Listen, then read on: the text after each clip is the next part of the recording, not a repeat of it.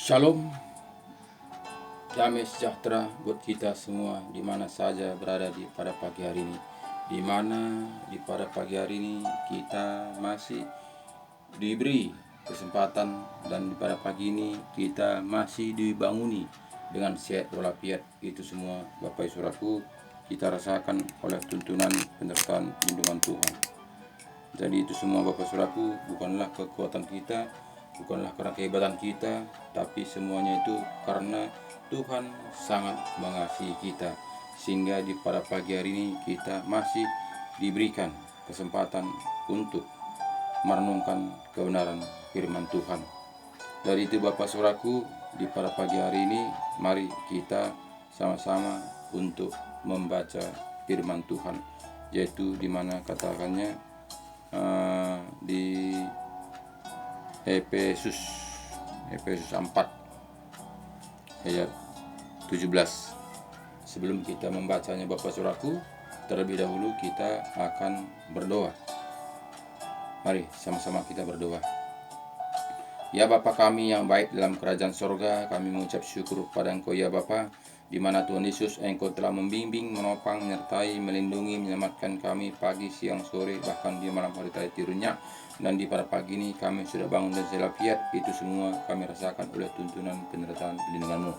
Kami hanya bisa mengucap syukur atas semua kebaikan-Mu Tuhan.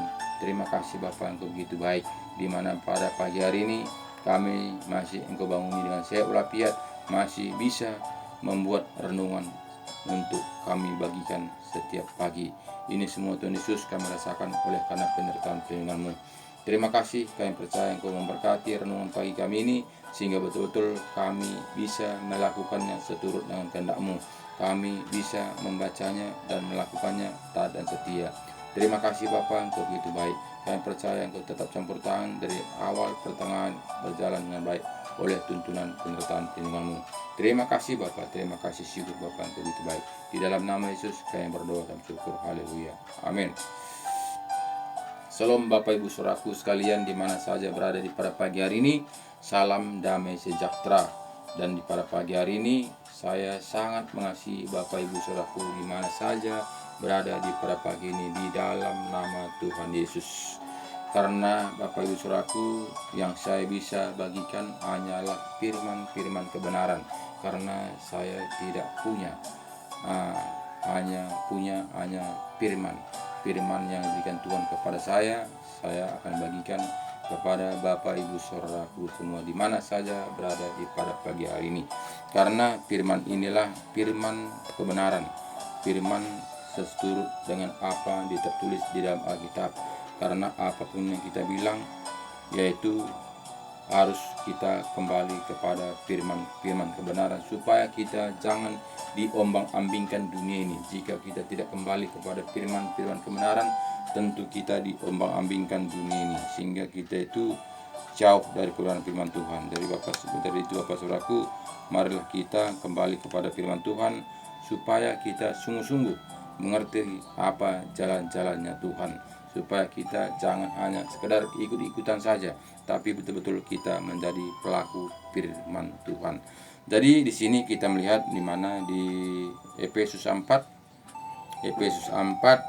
ayat 17 mengatakan kepada kita, di mana di sini katakannya, sebab itu kukatakan dan kutegaskan ini kepadamu di dalam Tuhan, jangan hidup lagi sama seperti orang-orang yang tidak mengenal Allah dengan pikiran yang sia-sia. Jadi sini katanya Bapak Saudaraku, kita diajarkan supaya kita jangan seperti yang dahulu, yang pikirannya sia-sia. Jadi kita hidup dalam dunia ini, kita harus tahu untuk apa kita dilahirkan ke dunia ini. Jadi tidak lagi kita sia-sia seperti pikiran-pikiran dulu, kita hanya memikirkan hal-hal tentang dunia, tapi kita itu berpikir untuk masa depan kita, yaitu kemanakah kita jika kita meninggalkan dunia ini. Jadi sama seperti anak sekolah Bapak Saudaraku. Jadi anak sekolah itu bukannya hidup dia hanya berpikir makan tidur, tapi dia berpikir bagaimana masa depannya untuk menuntut ilmunya, untuk gimana masa depan untuk yang dia jalankan. Jadi itu semuanya adalah ketentuan dari awal. Dari awal dia mulai sekolah, bagaimana dia menuntut ilmunya supaya dia pintar, supaya dia tamat sarjana, supaya dia bisa mendapatkan kedudukan yang bagus. Jadi begitu juga kita hidup dalam dunia ini, Bapak Saudaraku.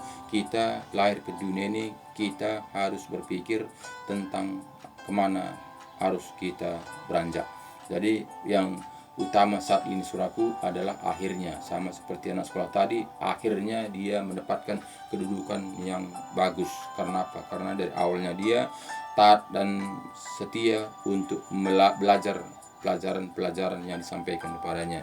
Jadi begitu juga kita hidup dalam dunia, Bapak Saudaraku. Jika kita taat dan setia untuk melakukan ajaran Tuhan Yesus, tentu kita akan mendapatkan apa yang dijanjikan Tuhan Yesus kepada kita, yaitu kehidupan yang kekal. Jadi akhirnya kita akan mendapatkan. Tapi bukan saja jika kita melakukan firman Tuhan yang dengan taat dan setia, bukan saja akhirnya, tapi juga sekarang juga kita mendapatkannya, yaitu kita mendapatkan kekuatan ekstra.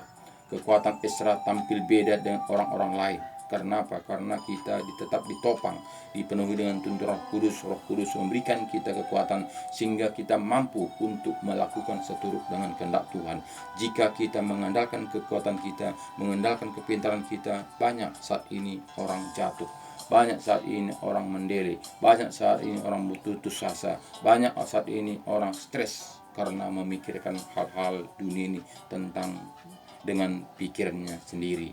Jadi jika kita melakukan kehidupan kita ini di dalam Tuhan, tentu kita ada kekuatan ekstra yang diberikan Tuhan kepada kita, tampil beda. Kita tidak berpikir sama seperti orang-orang dunia, tapi kita berpikir adalah sama seperti Tuhan Yesus ajarkan kepada kita. Jadi Bapak Saudaraku, bukan saja di dalam kehidupan yang kekal yang kita dapat, tapi di dunia ini pun kita ada pembelaan ekstra kepada kita. Jadi ayat 18 mengatakan kepada kita, dan pengertiannya yang gelap, jauh dari hidup persekutuan dengan Allah, karena kebodohan yang ada di dalam mereka dan karena kedegilan hati mereka. Jadi sini Bapak Saudaraku, yang membuat kita itu susah, yang membuat kita itu cemas, yang membuat kita kekhawatiran, karena kedegilan hati kita. Kita merasa kita kuat, kita merasa kita hebat, kita merasa kita bisa. Padahal kita ini, saudaraku, jika kita bayangkan bagaimana ciptaan Tuhan dunia ini, kita ini sebetulnya harga debu pun tidak. Tapi kita saat ini kita merasa hebat, kita merasa kita itu pintar, kita merasa kita bisa mengatasi segala-galanya dengan kekuatan kita. Jadi Bapak Saudaraku, marilah kita kembali kepada firman Tuhan supaya kita itu merendahkan diri kita sama seperti Tuhan Yesus. Tuhan Yesus juga merendahkan dirinya, bagaimana dia dihina, dicaci, diolok-olok, bahkan dia disalib, dia tidak melawan. Itu membuktikan dia merendahkan diri. Jadi kita juga Bapak Saudaraku, jika kita mau melakukan seturut dengan kehendak Tuhan, tentu kita mengikuti jejak-jejaknya, tentu kita mengikuti apa yang diajarkannya kepada kita, supaya kita itu bisa melakukan seturut dengan kehendaknya. Jika kita tidak mau melakukan jejaknya, tentu kita akan membangkang, tentu kita akan merasa pintar, kita menganggap itu kita bisa, menganggap kita itu mampu untuk melewati liku-liku hidup dalam dunia ini. Tapi jika kita kembali kepada firman-firman kebenaran, kita akan diberi kekuatan ekstra. Walaupun mungkin tantangan, masalah, pergumulan yang kita hadapi, tapi ada kekuatan Roh Tuhan yang bekerja. Jadi itulah bedanya Bapak Saudaraku, kita dalam Tuhan dan tidak di dalam Tuhan. Jadi kita itu semuanya badai topan itu bisa kita lewati karena ada kekuatan ekstra yang berikan Tuhan kepada kita. Jadi ayat 18 katakannya, perasaan mereka telah tumpul sehingga mereka menyerahkan diri kepada hawa nafsu dan mengerjakan dengan serakah segala macam kecemaran. Dari sini kita melihat, saudaraku, jika kita mengandalkan pikiran kita, sehingga kita tidak akan percaya ada kuasa Tuhan, sehingga kita tidak percaya ada neraka, sehingga kita tidak percaya ada surga itu. Kita menganggap itu hanyalah pacuan supaya kita menjadi orang baik, Nah, jadi itu jika kita memakai pikiran kita. Bahkan sering saya layani jiwa-jiwa, dia mengatakan begini, apakah kau ada percaya Tuhan itu? Ya, saya percaya. Saya mengatakan, dari mana buktinya kamu bisa percaya? Saya mengatakan dari Alkitab. Dari Alkitab saya mengatakan. Jadi Alkitab itu rupanya Tuhan yang menulis. Ya, tentu bukan. Tentu manusia. Jadi kalau manusianya kau yang menulis, berarti percaya kepada manusia, bukan percaya kepada Tuhan. Jika Tuhan yang menulis, betullah itu dari Tuhan. Tapi buktinya ya Alkitab itu yang menulis adalah manusia. Berarti akal-akal manusia, dia mengatakan seperti itu. Jadi jika kita berpikir sebagai demikian rupa, saudaraku, kemana kita ini? Kemana kita berangkat? Kemana kita itu menyerahkan diri? Jika kita ini Alkitab pun kita tidak percaya, bahkan firman Tuhan yang kita baca ini, Alkitab yang kita tak menaati dan setia ini kita tidak percaya, tentu kita memakai akal kita, tentu kita memakai logika kita, sehingga kita itu tidak percaya akan ada neraka surga itu. Jadi banyak manusia pada saat ini, jika mati itu dia menganggap masih hidup dalam dunia ini saja. Dia jika dia baik, dia mungkin masuk ke surga. Dia tidak baik, dia akan menjadi iblis, mengganggu manusia lainnya. Begitulah pikiran manusia. Jadi sesuai dengan pikiran manusia, yang orang mati tetap di dunia ini. Dia tetap memantau, dia tetap melihat apa kelakuan kita yang selagi kita masih hidup. Jadi kita tidak bisa berbicara langsung, harus melalui orang-orang kesurupan. Orang kesurupan dia akan rohnya itu akan masuk ke dalam orang kesurupan itu, dia akan berbicara sama seperti opung kita itu bicara, tingkah lakunya sama. Nah, jadi itulah pengharapan manusia karena dia tidak percaya akan Alkitab.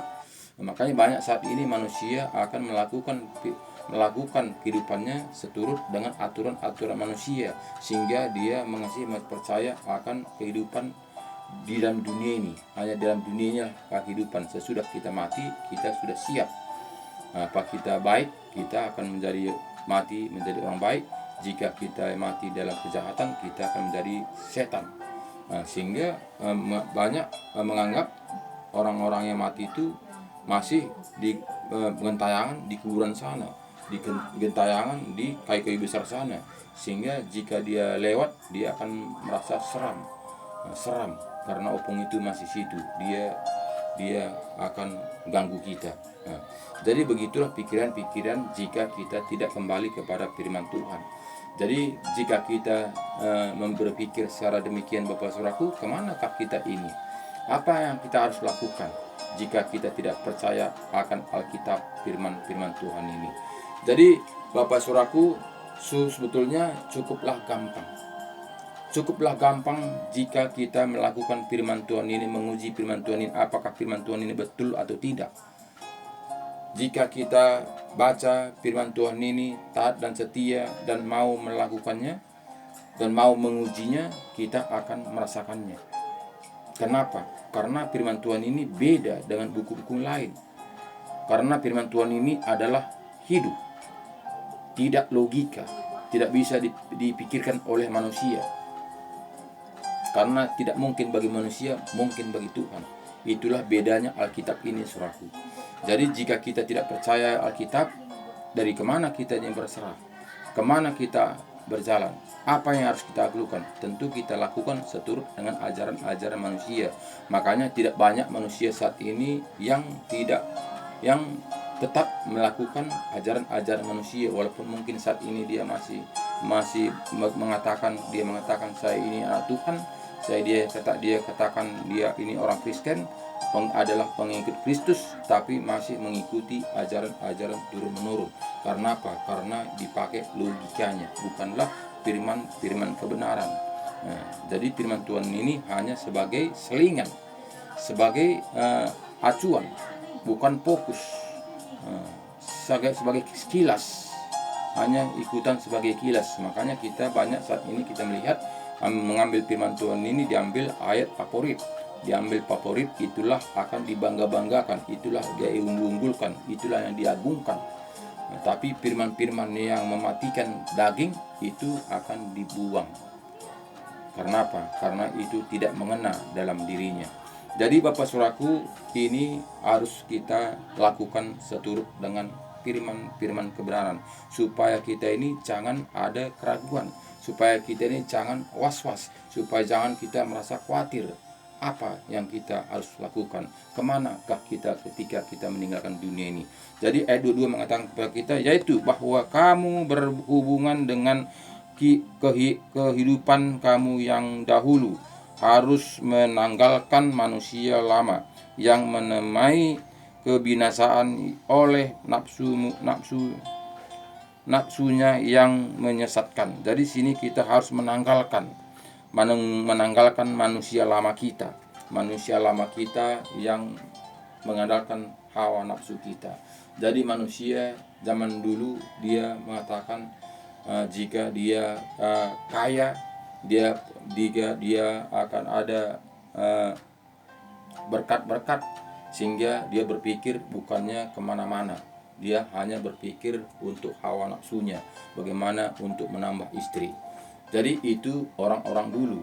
Karena apa? Karena pikirannya hanya kepuasan daging, bukannya memuaskan dengan rohnya. Karena apa? Karena tidak akan mengerti jalan-jalannya Tuhan, tidak mengerti jalan-jalan kebenaran firman Tuhan, sehingga dia mencari kepuasan di dunia ini. Jadi Bapak Saudaraku, kita tahu kepuasan dalam dunia ini tidaklah ada yang kekal. Kesannya sekejap saja.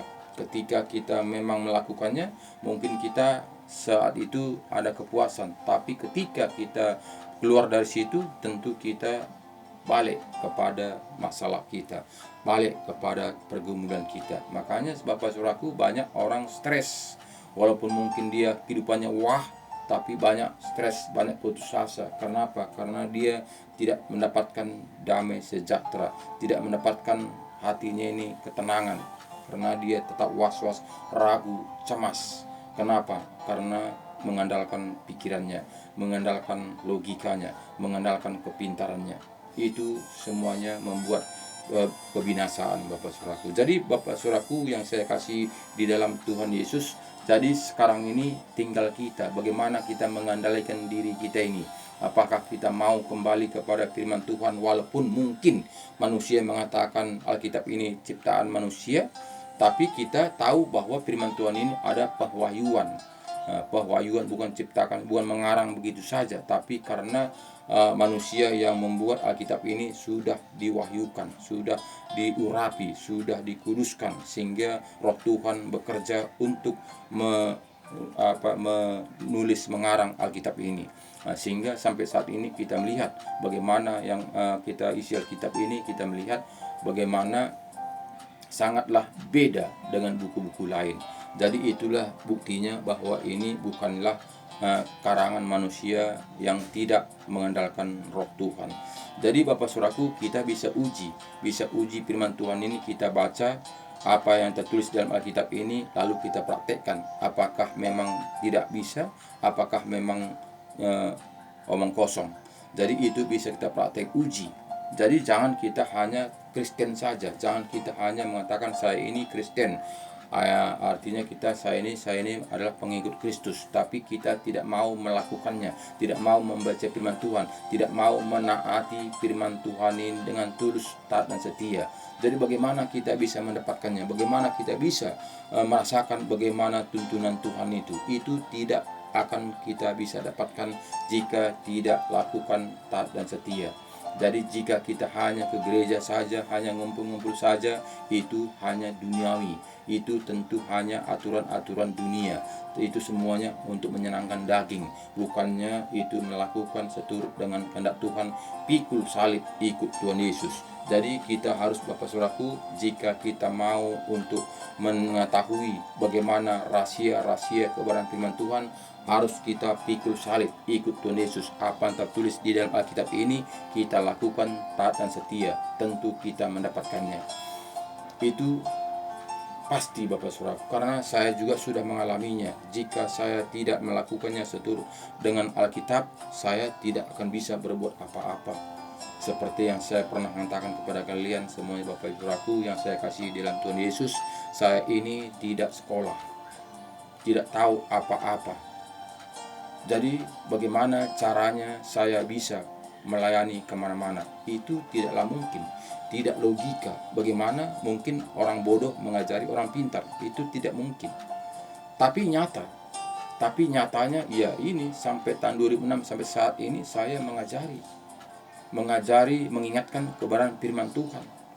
Itu semuanya bukanlah dengan kepintaran saya, bukan karena sekolah saya, bukan dengan akal saya, tapi Tuhan itu yang mengalir, Roh Tuhan yang mengajari saya. Saya hanya sebagai saluran, hanya sebagai wadah, hanya sebagai perantaraan. Tapi yang bekerja itu bukanlah diri saya, tapi Roh Tuhan, sehingga saya mampu untuk melakukannya. Karena saya tidak pernah mengandalkan kekuatan saya.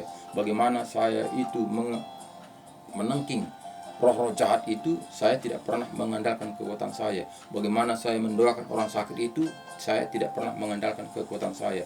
Karena saya itu tahu saya ini tidak ada apa-apa, harga debu pun tidak.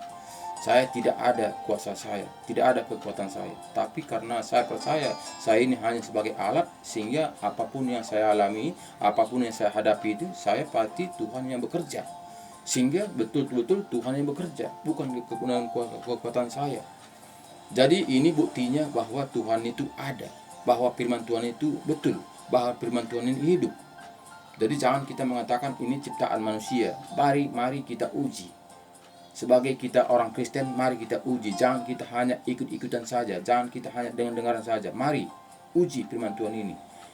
Baca firman Tuhan ini, imani, praktekkan, supaya kita tahu apakah ada kuasa Tuhan, apakah memang ada Tuhan itu, apakah memang ada neraka itu, apakah ada surga itu. Itu kita harus uji. Jangan kita hanya ikut-ikutan saja. Jika kita hanya ikut-ikutan saja Bapak Saudara, kemana kita dibawa dunia ini? Berarti kita itu samanya kita digunikan hidup-hidup.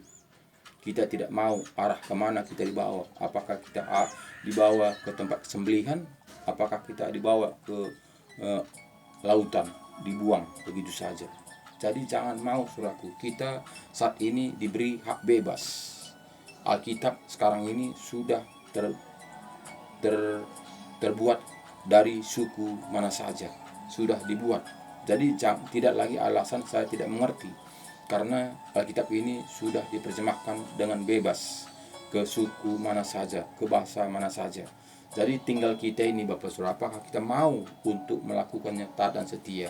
Jadi Bapak Saudaraku, katanya di sini tadi ayat 25, karena itu buanglah dusta dan berkatalah benar seorang kepada yang lain, karena kita adalah sesama anggota. Apabila kamu menjadi marah, janganlah kamu berbuat dosa, janganlah matahari terbenam sebelum padam amarahmu. Jadi sini kita tanya kepada kita saudaraku, supaya kita itu tahu diri siapa kita sebenarnya. Jadi kita tidak refleks, tidak spontan, tapi Tuhan memberikan kita itu pikiran. Kita itu punya mata 2, kita punya telinga itu 2, sehingga kita itu sempurnakan dengan 1 mulut kita. Jadi kita itu harus melihat situasi, lihat dulu, perhatikan dulu, baru kita dengar apa berita sekitar itu, barulah simpulkan dia, barulah kita ucapkan. Jadi tidak sama seperti dunia ini saudaraku, kedua Bapak Ibu saudaraku. Jadi dunia ini 1 yang dia dengar, 10 dia ucapkan, sehingga jadi berantakan karena sambung menyambung, sehingga buyarlah itu. Jadi kita sebagai anak-anak Tuhan, kita harus perhatikan dulu, dengar dulu, perhatikan dulu, lihat apa situasi kejadian, baru kita ngomong. Jadi itu kita anak-anak Tuhan. Jadi kita tidak ceplos begitu saja saudaraku, tapi kita itu harus pikirkan terlebih dahulu. Jadi ini semua saudaraku, bagaimana kita mendapatkannya adalah karena Tuhan, karena Roh Kudus yang menuntun kita. Roh Kudus akan menyertai kita, Roh Kudus akan mengajari kita, sehingga kita akan bisa melakukannya itu. Jika kita hanya pikiran kita, dengan kepintaran kita, dengan logika kita, sehingga itu refleks, spontan. Apa yang kita hadapi itu spontan, tidak kita pikir lebih dahulu. Nah, jadi walaupun ada masalah Bapak Saudaraku, jika kita pikir dahulu, tentu kejadian itu tidak akan terjadi. Karena apa? Karena misalnya ada kesalahpahaman. Tapi jika kita beri waktu untuk berpikir, tentu kita tidak akan gegabah. Karena apa? Karena kita akan fokus menangani itu, karena kita berikan waktu untuk berpikir. Tapi jika kita tidak berikan untuk berpikir, tentu kita spontan. Nah, kita spontan, kita refleks. Jadi akhirnya itu akan menjadi masalah. Itu akan menjadi buyar. Karena apa? Karena itu spontan. Tidak dipikirkan terlebih dahulu. Makanya banyak saat ini saudaraku banyak di penjara karena dia melakukannya tidak dipikirkan terlebih dahulu. Jika dia berpikir terlebih dahulu, tentu dia tidak masuk tahanan, dia tidak masuk penjara. Karena apa? Karena dia berpikir bagaimana risikonya, apa akibatnya, pasti dia akan tidak melakukannya. Tapi karena tidak berpikir terlebih dahulu, sehingga refleks, terjadilah yang tidak diinginkan. Jadi semuanya Bapak Saudaraku, haruslah kita kembali kepada Tuhan. Ayat 29 mengatakan kepada kita, ayat 27, dan janganlah beri kesempatan kepada iblis. Jadi kita diajarkan Tuhan Yesus supaya kita jangan beri kesempatan untuk iblis. Karena jika kita refleks itu Bapak Saudaraku, itu momennya iblis. Itu iblis akan memanfaatkan. Iblis akan ambil alih. Iblis akan campur tangan. Aturnya tadi kita masih aman-aman saja, tapi karena iblis ikut campur tangan, sehingga jadilah yang tidak kita kehendaki. Itu yang banyak terjadi zaman-zaman akhir ini, karena memakai pikirannya, memakai logikanya, memakai harga dirinya. Tidakkah kenal engkau siapa saya? Itu akan yang terjadi. Nah, jadi sering kita mengandalkan kekuatan kita. Siapa saya ini? Nggak kenal kau siapa saya. Itu yang sering kita andalkan. Padahal iblis itu sudah mengintai kita, sudah memberi kita itu supaya kita itu menjadi buyar, supaya kita itu menjadi ada masalah. Tapi jangan kita mau Bapak Saudaraku, jangan kita mau dicampuri dengan iblis. Tapi marilah kita berfokus kepada firman Tuhan, supaya kita itu bisa menjalankannya dengan damai sejahtera. Jadi sini ayat 28 mengatakan kepada kita, orang yang mencuri, janganlah ia mencuri lagi, tetapi baiklah ia bekerja karena keras dan melakukan pekerjaan yang baik dengan tangannya sendiri, supaya ia dapat membangkitkan sesuatu kepada orang yang berkekurangan. Jadi sini kita katakan kepada kita Tuhan sudah berikan pelengkapan buat kita. Tuhan itu kita dilahirkan ke dunia ini, kita sudah berikan dengan alat yang lengkap. Tinggal kita mengendalikannya.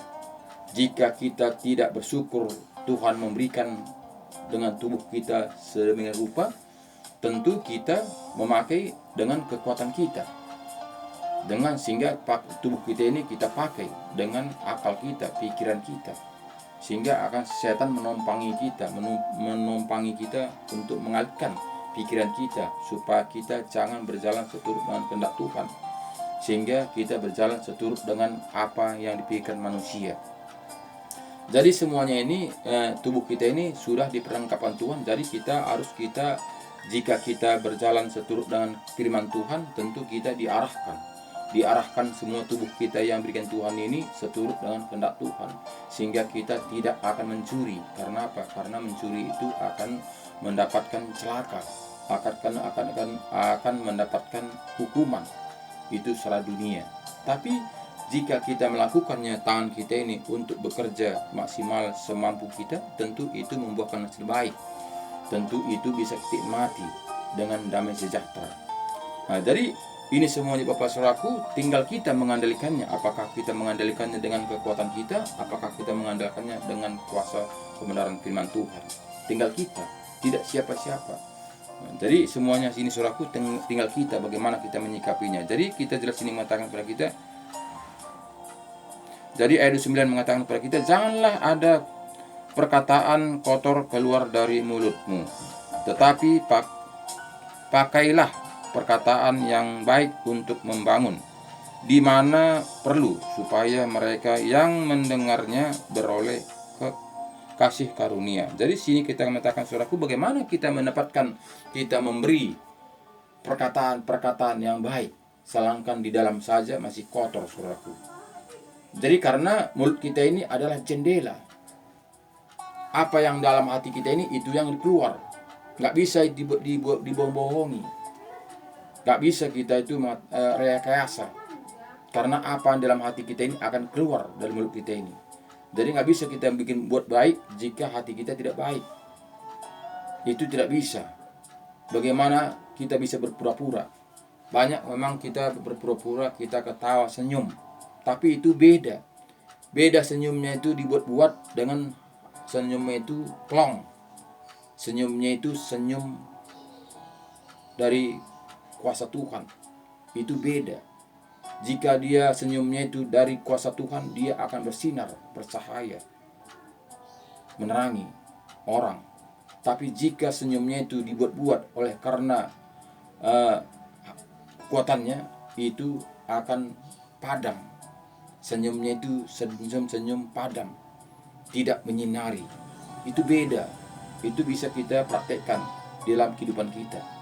Jadi semuanya saudaraku adalah kebedaan, tampil beda kita jika kita melakukan firman Tuhan ini taat dan setia.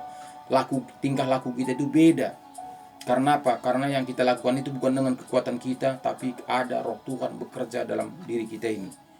Jika kita tidak penuh melakukan firman Tuhan dengan taat dan setia, sehingga otak kita yang bekerja, pikiran kita bekerja, sehingga kita berpikir, oh tidak baik kalau ada keluarga kita tidak menyambut dia dengan senyum, sehingga kita akan buat berpura-pura senyum. Umpama seperti orang-orang meninggal, Bapak Saudaraku. Di situ kita kelihatan. Di situ kelihatan bahwa dia itu dipura-pura atau dalam hatinya. Jika dia itu betul-betul dalam hatinya dia itu bersedih dan dia menangis itu saudaraku, tentu ada bercak-bercak sehingga air mata akan keluar, sehingga akan bercak, ngomong pun dia tersendat-sendat. Karena apa? Karena dengan hati kesedihan. Tapi Bapak saudaraku, jika dia pura-pura, tentu ketahuan di situ. Tadinya dia menangis berseru begitu luar biasa, tapi ketika dia berhenti nangis saudaraku, dia berbicara dengan baik, sehingga tidak ada bercak-bercak, tidak ada gejala bahwa dia ada nangis. Bahkan kita melihat hanya dihapus dengan kain anduknya matanya, atau kain panjangnya matanya, pura-pura meluap menghapus seperti ini, supaya jangan ketahuan bahwa dia ada air mata atau tidak air mata. Jadi itu Bapak Saudaraku, ada kepura-puraan. Karena apa? Karena bukan dari hati, tapi melihat karena orang. Tidak bagus saya tidak menangis. Jadi dia akan pura, wah tangisnya begitu luar biasa. Tapi ketika dia menangis, dia akan berbicara dengan normal. Tidak ada, nggak ada seperti itu saudaraku. Bahkan juga mukanya itu, air matanya itu cerah. Tidak ada gejala bahwa dia kesedihan. Jadi itu saudaraku ketahuan. Nah, jadi kita juga dalam Tuhan ini saudaraku tahu dari gejala kita, dari kerja kita, dari langkah kita, tahu beda. Nah, jadi itu tidak bisa sembunyikan saudaraku. Jadi ini semuanya harus kita kembali kepada firman Tuhan, supaya kita itu betul-betul tidak pura-pura. Jadi ayat 31 mengatakan kepada kita, segala kepahitan, kegeraman, kemarahan, pertikaian dan fitnah hendaklah dibuang dari antara kamu, demikian pula segala kejahatan. Jadi kita sini lihatnya tadi Bapak Saudaraku, ayat 30 mengatakan kepada kita, dan janganlah kamu mendukakan Roh Kudus Allah yang telah memeteraikan kamu menjadi hari penyelamatan. Jadi jangan kita mendukakan Roh Kudus Saudaraku, karena kita itu semua yang dilahirkan ke dunia ini kita ini ada roh ditaruh Tuhan. Setiap manusia ini roh yang ditaruh Tuhan itu beda dengan lain. Seperti umpamanya seperti binatang-binatang, itu beda, rohnya itu beda. Jadi roh yang taruh Tuhan ini hanya dari roh Tuhan. Jadi beda daripada peliharaan kita, beda. Jadi makanya roh Tuhan itu ditaruh lagi roh kudus, itu aja roh Tuhan. Dimateraikan dengan roh kita ini, roh kita yang sudah di dalam dosa. Karena selama ini kita sudah jatuh dalam dosa. Dari Adam dan Hawa kita sudah jatuh dalam dosa. Sehingga manusia satu pun tidak ada yang benar. Semua manusia yang ada dalam dunia sudah jatuh dalam dosa. Tapi ketika kita menerima Yesus menjadi juru selamat pribadi kita, kita melakukan firman Tuhan ini taat dan setia, kita diperbaharui, akan masuk roh Tuhan, roh kudus masuk dalam hati kita, menyatu dalam roh kita ini, sehingga kita itu sudah menjadi milik Allah. Jadi itu bedanya, kita diperbarui. Jadi walaupun kita mungkin masih manusia lama dari nenek moyang kita masih belum mengenal Tuhan, tapi ketika kita menerima Yesus menjadi juru selamat pribadi kita, kita diperbarui, diberi roh kudus, roh Tuhan, disatukan dengan roh kita ini. Jadi sehingga roh Tuhan itulah yang bekerja dalam kehidupan kita, sehingga kita mampu, sehingga kita kuat, sehingga kita bisa melakukan seturut dengan kehendak Tuhan. Jika kita bekerja dengan seturut dengan akal kita, tentu kita tidak nyambung dari kebenaran firman Tuhan. Karena apa? Sangat beda, karena hitam dengan putih. Karena kita melakukan hal-hal tentang dunia ini sama seperti hitam. Tapi jika kita kembali kepada firman Tuhan, tentu kita balik kepada putih. Bagaimana putih? Tentu kita bercahaya, tentu kita menyinari banyak orang. Jadi kita akan dilihat banyak orang. Jadi ini semua saudaraku, haruslah kita ada tanda-tanda dalam kehidupan kita ini bahwa kita ini sudah menjadi milik kerajaan surga. Jadi tidaklah sama lagi seperti anak-anak dunia, saudaraku. Kita beda, ada tampil beda, harus beda. Jadi ini Bapak Saudaraku sangat jelas mengatakan kepada kita tadi, segala kepahitan, kedengkian, kemarahan, pertikaian, dan fitnah hendaklah dibuang dari antara kamu. Demikian pula segala kejahatan. Jadi kita ini Bapak Saudaraku, kita ini sudah dikeluarkan dari kejahatan. Pikiran kita itu tidak lagi menempel dengan kekuatan seperti yang di sini tadi ayat 31 tadi mengatakan kepada kita, segala kepahitan, kegeraman, kemarahan, pertikaian, dan fitnah hendaklah dibuang dari antara kamu. Demikian pula segala kejahatan. Jadi kita harus membuangnya, harus ada usaha, harus ada tekad. Jadi kita itu bukanlah kita menerima Yesus menjadi juru selamat pribadi kita itu dengan pasrah. Tidak. Kita menerima Yesus menjadi juru selamat pribadi kita itu ada usaha. Ada tekad. Jadi kita itu tidaklah tinggal diam. Jangan kita mengatakan seperti orang dunia, yang penting kamu percaya saja, bukan karena kekuatan kamu, bukan karena kehebatan kamu, bukan karena usaha kamu. Tapi kita diselamatkan oleh darah Yesus dengan cuma-cuma. Memang betul Bapak Saudaraku, betul bukan karena kekuatan kita, bukan karena usaha kita, bukan karena kegigihan kita. Yesus menebus kita, Yesus membayar dosa-dosa, menghapus dosa-dosa kita itu bukan karena usaha kita. Tapi itu semua saudaraku karena Tuhan sangat mengasihi kita. Tapi karena Tuhan Yesus sudah mengasihi kita, ada buahnya. Jadi sekarang ini yang kita pertanggungjawabkan ini Bapak Saudaraku, buahnya. Bahwa kita sudah ditebus oleh darah Yesus itu, mana buah kita? Mana hasilnya? Bahwa kita itu sudah ditebus. Jika kita itu masih biasa-biasa saja, berarti kita belum tebus. Belum berubah, belum ada buahnya. Masih sama saja seperti orang-orang dunia. Jadi sini yang kita lihat buahnya. Jadi bukan hanya cukup beriman saja, percaya saja, itu tidak cukup, karena iman tanpa perbuatan adalah kosong. Kita harus ada buah, harus ada ending, ada perbuatan. Itulah buah-buah keselamatan, di mana kita sudah menerima menjadi juru selamat pribadi kita, yaitu Yesus sudah mengajar kita ada buahnya. ada buahnya. Jadi bukannya karena kekuatan kita, bukan karena kehebatan kita, bukan karena usaha kita, tapi karena ada buah yang diberikan Tuhan kepada kita. Jadi semuanya ini harus kembali kepada firman kebenaran. Karena tanpa kita menjalankan firman kebenaran ini, kita tidak akan bisa berbuah. Tidak bisa kita dengan kekuatan kita.